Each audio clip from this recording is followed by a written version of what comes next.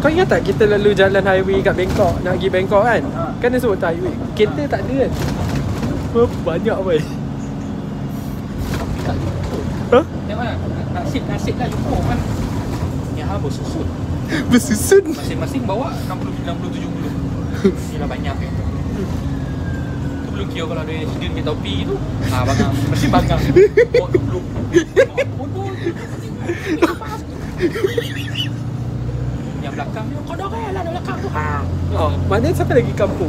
Walaupun dia orang kampung ada kereta, orang China duk bandar tak ada kereta. Tapi siapa lagi kampung ni? Mentaliti kat. Ha? Mentaliti tu lah. Tu. Luaran ni kaya. Mentaliti ni kampung. Kau pun Dia nak sampai juga tu. Dia kan tak boleh. Tak tahu. Orang cakap nak jual dalam negara tu biarlah ratio dia kena sikit. ratio. Dia kalau nak kurangkan kereta, dia kena spam bas banyak. Kita kena tengok balik macam mana kereta dalam Malaysia ni jual ni.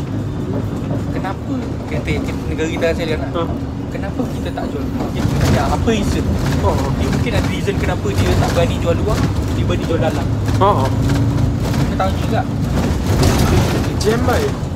The moment kita dapat reason itu, mungkinlah kita boleh tahu kenapa. Sebab mungkin lah, yelah, sebab dia orang pun punya juga. Mahal kita pun tak nak tanya kan. Apa kena dia orang jual dulu, kami lagi buat jual kat luar, buat jual kat luar. Kita tak jual luar pula. Apa kena kan? Market tak ada ke? Mungkin sebab market tak ada ke? Macam dia jual bangku jual dalam. So